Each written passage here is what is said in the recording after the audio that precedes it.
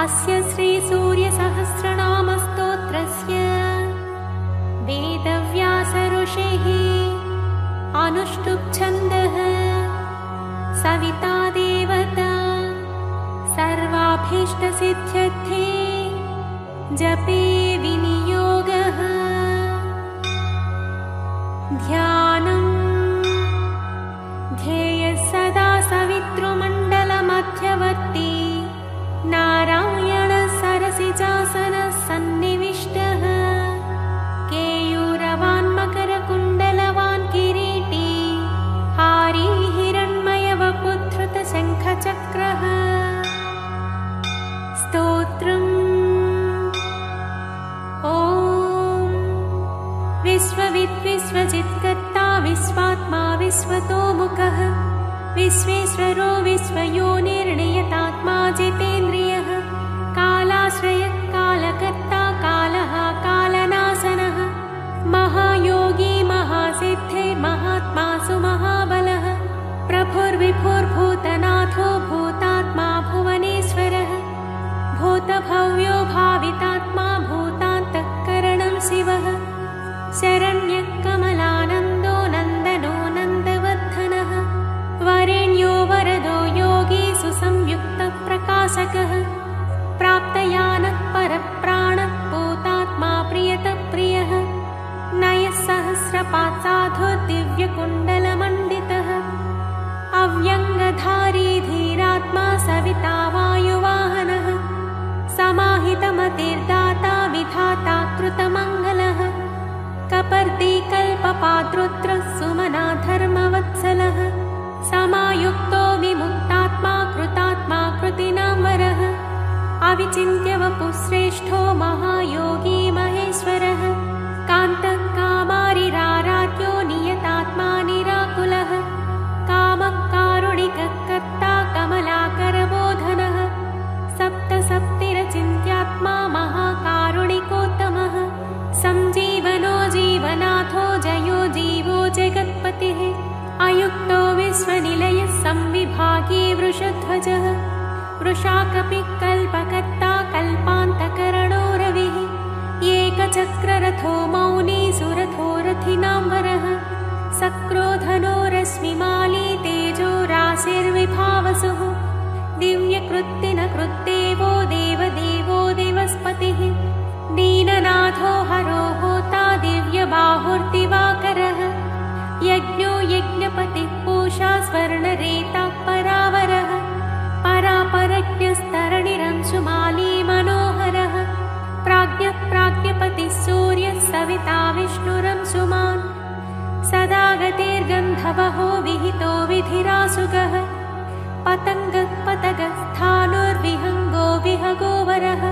हर्यस्वो हर्वितास्वश्च हरिदस्वो जगत्प्रियः। त्र्यम्बकः सर्वदमनो भावितात्माभिषग्वरः। आलोककृल्लोकनाथो लोकालोकनमस्कृतः। कालः कल्पान्तको वह्निस्तपनः सम्प्रतापनः। विलोचनो विरूपाक्षः सहस्राक्षः पुरन्दरः। सहस्ररश्मिर्मिहिरो विविधाम्बरभूषणः। खगप्रतद्दनो धन्यो हयगो वाग्विशारदः। श्रीमानसशिरो वाग्मी श्रीपतिः श्रीनिकेतनः। श्रीकण्ठः श्रीधरः श्रीमान् श्रीनिवासो वसुप्रदः। कामचारी महोमायो महोग्रो विदितामयः। तीर्थक्रियावान् सुनयो विभक्तो भक्तवत्सलः। कीर्तिः कीर्तिकरो नित्यः कुण्डलीकवचीरथी। हिरण्यरेता सप्ताश्वः प्रयतात्मा परन्तपः। बुद्धिमानमरश्रेष्ठो रोचिष्णुः पाकशासनः। समुद्रो धनदो धाता मान्धाता कस्पलापहः। तमोज्ञोध्वान्तः वह्निर्होतान्तःकरणो गुहः। पशुमान् प्रयतानन्दो भूतेशः श्रीमतां वरः। नित्योदितो नित्यरथः सुरेशः सुरपूजितः। अजितो विजितो जेता जङ्गमस्थावरात्मकः। जीवानन्दो नित्यगामी विजेता विजयप्रदः। पज्जन्योग्यस्थितिस्थेयस्थविरोधनिरञ्जनः। प्रद्योतनो रथा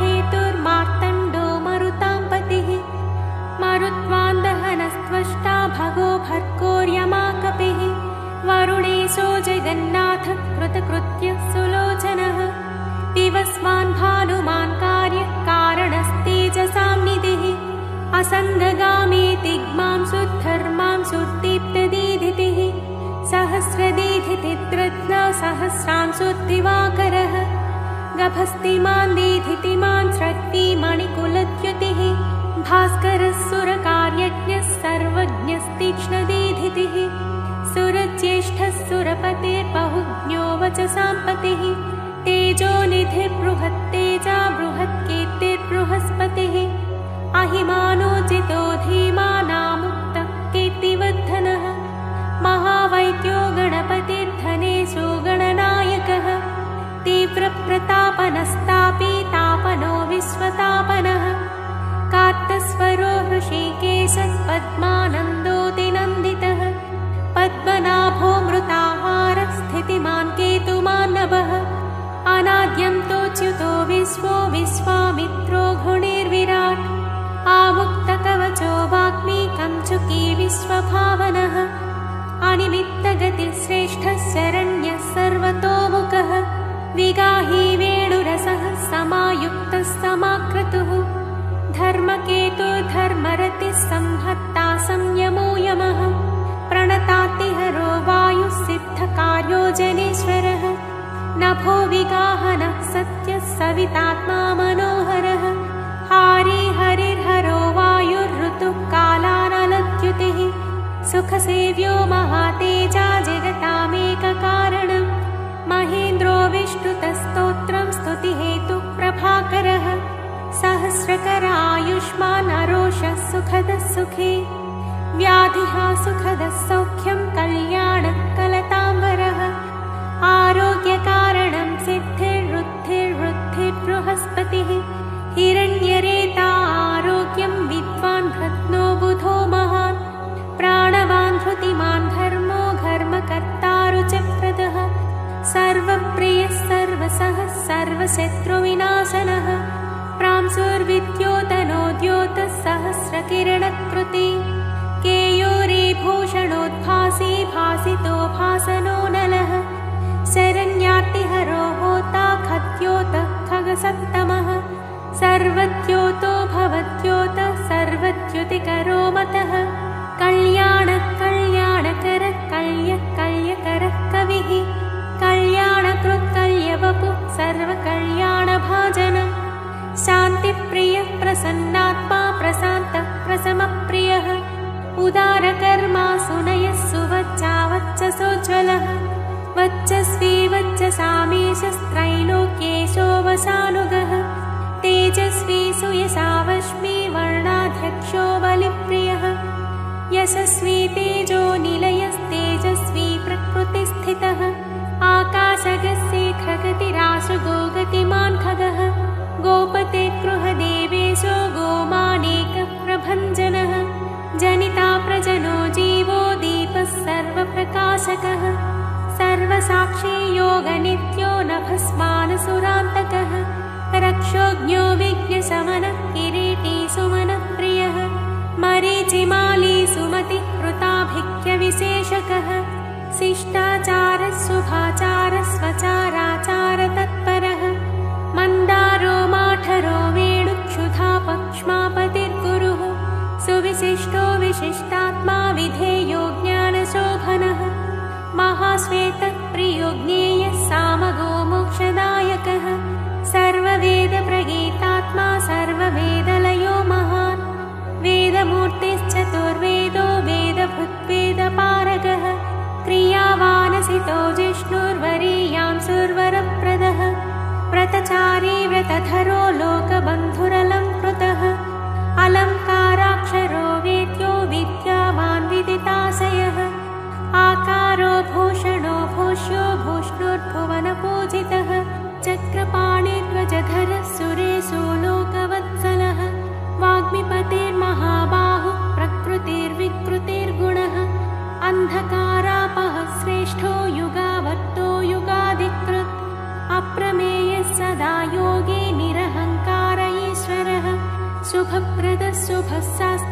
शुभकर्मा शुभप्रदः सत्यवान् श्रुतिमानुच्चैर्नकारो वृद्धितो नलः बलभृत्बलदो बन्धुर्मतिमान् बलिनां वरः अनङ्गो नागराजेन्द्र पद्मयोनिर्गणेश्वरः संवत्सर ऋतुर्नेता कालचक्रप्रवर्तकः पद्मीक्षणः पद्मयोनि प्रभावानमरप्रभुः सुमूर्तिः सुमतिः सोमो गोविन्दो जगदादिजः पीतवासः कृष्णवासा दिग्वासास्त्विन्द्रियातिगः अतीन्द्रियोऽनेकरूपस्कन्दः परपुरञ्जयः शक्तिमाञ्जलधृग्भास्वान् मोक्षहेतुरयोनिजः सर्वदशीजितादस्सो दुःस्वप्नाशुभनाशनः माङ्गल्यकर्ता तरणेर्वेगवान् कस्मलापहः स्पष्टाक्षरो महामन्त्रो विशाखो यजनप्रियः विश्वकर्मा महाशक्ते द्युतिरेशो विहङ्गमः विचक्षणो दक्ष इन्द्र प्रत्योषः प्रियदर्शनः अखिन्नो वेदनिलयो वेदविद्विदिताशयः प्रभाकरो जितरिपुः सुजनोरुणसारथिः गुणासीसुरतस्कन्दो महितोऽभिमतो गुरुः ग्रहराजो ग्रहपते ग्रहनक्षत्रमण्डलः भास्करः सततानन्दो नन्दनो नरवाहनः मङ्गलोऽथ मङ्गलवान् माङ्गल्यो मङ्गलावहः मङ्गल्यचारुचरितशीर्णः सर्वव्रतो व्रती चतुर्मुखः पद्ममाली भूतात्मा प्रणतार्तिः अकिञ्चनः सतामीशो निर्गुणो गुणवान् शुचिः सम्पूर्णः पुण्डरीकाक्षो विधेयो योगतत्परः सहस्रांशुः क्रतुमतिः सर्वज्ञः सुमतिः सुवाक् सुवाहनो माल्यदामा कृताहारो हरिप्रियः ब्रह्मा प्रचेताः प्रतितः प्रयतात्मा स्थिरात्मकः शतबिन्दुः शतमुखो गरीयाननलप्रभः धीरो महत्तरो विप्रः पुराणपुरुषोत्तमः विद्याराजाधिराजो हि विद्यावान् भूतितस्थितः अनिद्यस्य वपुः श्रीमान् विपाप्मा बहुमङ्गलः स्वस्थितः सुरथः स्वर्णो मोक्षदो बलिकेतनः निद्वन्द्वो द्वन्द्वः स्वर्गः सर्वगः सम्प्रकाशकः दयालुः सूक्ष्मधिः शान्तिः क्षेमा क्षेमस्थितिप्रियः भूधरो भूपतिर्वक्ता पवित्रात्मा त्रिलोचनः महावराहः प्रियकृतात्मा भोक्ता भयप्रदः चक्रवर्ती धृतिकरः सम्पूर्णोऽथ महेश्वरः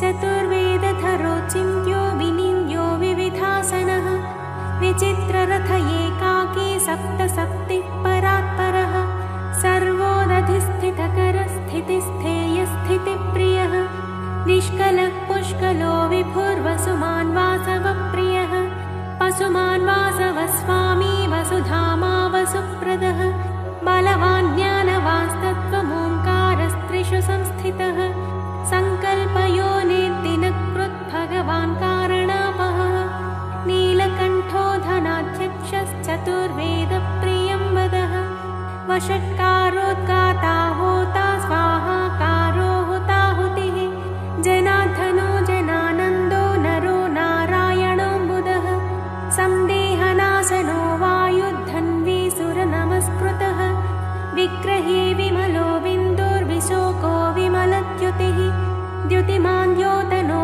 विद्युद्विद्यावान् विदितो बली घर्मदो हिमदो हासः कृष्णवर्माच्युताजितः सावित्री भावितो राजा विश्वामित्रो घृणिर्विराट् सप्ताच्चिः सप्ततुरगः सप्तलोकनमस्कृतः सम्पूर्णोऽथ जगन्नाथ सुमनास्नप्रियः सर्वात्मा सर्वकृत्सृष्टिः सप्तिमान् सप्तमी प्रियः सुमेधा मेधिको मेध्यो मेधावी मधुसूदनः अङ्गिरः पतिकालज्ञो धूमकेतुः सुकेतनः सुखे सुखप्रदः सौख्यः कान्तिः कान्तिप्रियो मुनिः सन्तापनः सन्तपनः आतपस्तपसाम्पतिः उमापतिः सहस्रांशुः प्रियकारी प्रियङ्करः प्रीतिर्विमन्युरम्भुद्धः खञ्जनो जगतां पतिः जगत्पिता प्रीतमनः सर्वखर्वो गुहोचलः सर्वगो जगदानन्दो जगन्नेता सुरारिः श्रेयस्करो ज्यायान् महानुत्तम उद्भवः उत्तमो मेरुमेयोऽथ धरणो धरणीधरः धराध्यक्षो धर्मराजो धर्माधर्मप्रवर्तकः रथाध्यक्षो रथगतिस्तरुणस्तनितो नलः उत्तरोऽनुत्तरस्तापि अवात्कपिरपाम्पतिः पुण्यसङ्कीर्तनः पुण्यो हेतुर्लोकत्रयाश्रयः स्वर्भानुर्विगतानन्दो विशिष्टोत्कृष्टकर्मकृत् व्याधिप्रणाशनक्षेमः शूरः सर्वजिताम्बरः एकरथो रथाधीशः पिता शनैश्चरस्य हि वैवस्वतगुरोर्मृत्यो धर्मनित्यो महाव्रतः प्रलम्बहारसञ्चारी प्रद्योतो द्योतितानलः